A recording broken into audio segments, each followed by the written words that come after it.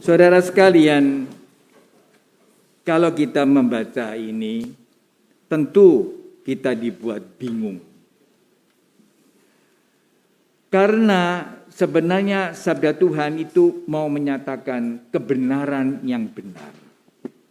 Tetapi di dalam kehidupan manusia seperti kita sekarang ini, kita hidup tidak seluruhnya benar. Itu persoalannya. Jalan pikiran kita tidak selalu sama dengan kehendak Allah. Dan Allah itu memberikan kebebasan kepada manusia. Tambah sulit lagi. Manusia seringkali berpikiran pendek. Tekak. Berpikiran yang sifatnya juga terlalu egosentris. Sehingga menimbulkan efek-efek yang negatif. Apa itu? Manusia seringkali mengambil tindakan apapun. Coba Anda periksa sendiri dalam diri Anda. Ini bukan omongan asal omong. Kesombongan itu mewarnainya. Bayangkan bagaimana si istri itu bisa membawa damai kepada suaminya kalau sikapnya, pikirannya itu sombong. Aku benar. Aku sih ngatur. Memang di dalam bahasanya aku mencintai kamu. Suami juga sama. Tapi tidak cukup kata aku mencintai kamu. Tapi tindakannya tidak menunjukkan cinta. Jadi sebenarnya kalau dikatakan bila orang tidak membenci ayah, ibunya, dan anak, dia tidak bisa mencintai Tuhan. Itu jangan salah mengerti. Karena perbuatan kita inilah yang menimbulkan kebencian itu. Kita seringkali membenarkan dirinya. Ini potret-potret kita semua. Anda dan saya juga. Kita selalu mengatakan diri kita yang paling baik.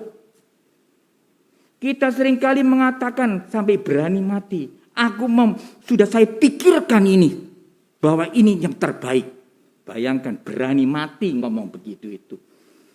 Itulah. Dengan latar belakang itu mesti mengerti Injil ini. Kalau tidak begitu bingung. Loh katanya harus mencintai keluarga. Nah sini kok harus membenci. Katanya juga harus memelihara hidup. Harus menyerahkan nyawanya. Bingung kita. Lalu munafik, ya sudah semoga ya tak lakoni. Akhirnya tidak ada kemajuan. Lalu mutung.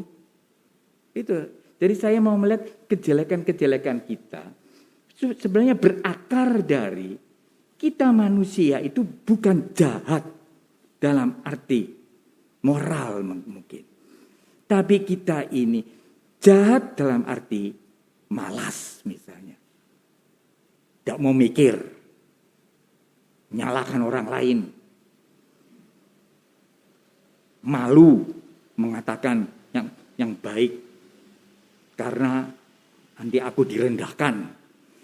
Inilah yang membuat kacau. Jadi sebenarnya saya mau meluruskan. Mumpung tidak ada adorasi. Jadi saya masih bisa ngomong agak sedikit panjang. Ya tidak terlalu panjang. Saudara sekalian, justru firman ini bisa membuat orang bertumbuh. Apa artinya membenci orang tua? Banyak dari kita justru malahan kualat nanti membenci orang tua. Tapi tindakannya dia justru tidak mencintai sebenarnya. Karena dia mengatur semuanya sesuai dengan kebenarannya sendiri. Tidak ada komunikasi. Itu yang saya katakan. Tidak ada ini. Hanya main perintah. Tahu-tahu marah. Nah, maka Yesus mengatakan yang terpenting adalah berkorban kamu. Orang yang menderita karena apa? Karena dia berkorban. Karena manusia pada hakikatnya itu serakah. Cari enaknya. Cari gampangnya. Tapi di sini dia, aku mau mencintai Tuhan. Aku mau betul-betul menjadi baik. Itu berkorban. Tanpa mati raga tidak bisa. Nah, itulah saya mau mengatakan. Siapa tidak yang membenci nyawanya, itu artinya bukan dalam arti lurus. Justru dia mau membuat dia orang yang hebat, orang yang besar, orang yang sukses. Harus berani berkorban. Justru keserakahan, ya, pemborosan, kesembronoan, itu yang membuat manusia tidak bisa mengerti arti kurban demi cinta kepada Tuhan dan sesama. Maka marilah saudara sekalian, dengan firman ini kita tidak melihat secara harafiah, tapi memberikan suatu tekad bagaimana aku bisa mengalahkan diriku sendiri, egoisme kita, egoisme saya. Dan bagaimana saya bisa berkorban karena aku mau mencintai istriku, suamiku, sekalipun itu diminta korban dari saya. Itu mungkin yang lebih tepat. Jadi kalau orang itu sedikit korbannya di dalam mencintai keluarga, hati-hati. Mungkin tidak mencintai yang benar. Begitulah kata membenci ini jangan dipakai untuk membenarkan dirinya.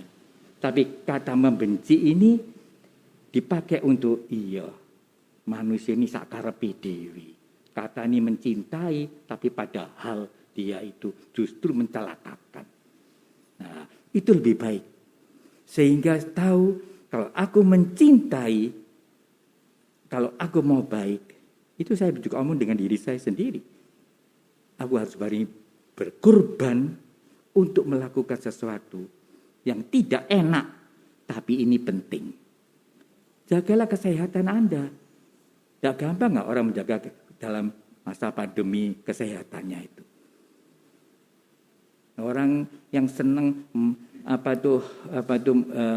tidak mau diet, sulit. Pemaafnya bahwa sedikit saja kok ini, sedikit saja. Kan pemaafnya banyak. Nah itulah mungkin ukurannya berani berkorban untuk orang dan juga tidak serakah dan tidak kikir ya. Ini kikir. Zaman sekarang ini kita harus saling membantu. Orang yang tidak punya butuh sebenarnya makan.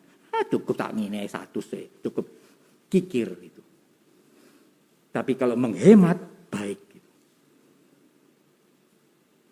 Dengan demikian mungkin saya akan lebih memperjelas itu agar supaya kita makin disucikan, makin diampuni di dalam kita mendoakan orang-orang yang ada di api penyucian.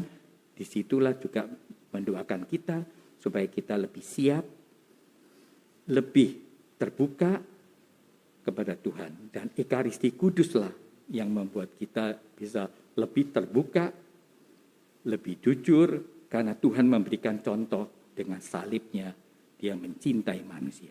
Yesus menggunakan salibnya untuk mencintai manusia. Itu dua hal yang bertentangan. Salib itu penderitaan dan mencinta itu positif. Nah, inilah Yesus, inilah salib yang harus kita lakukan dalam hidup ini. Maka dengan pokok iman ini kita akan merayakan Ekaristi Kudus.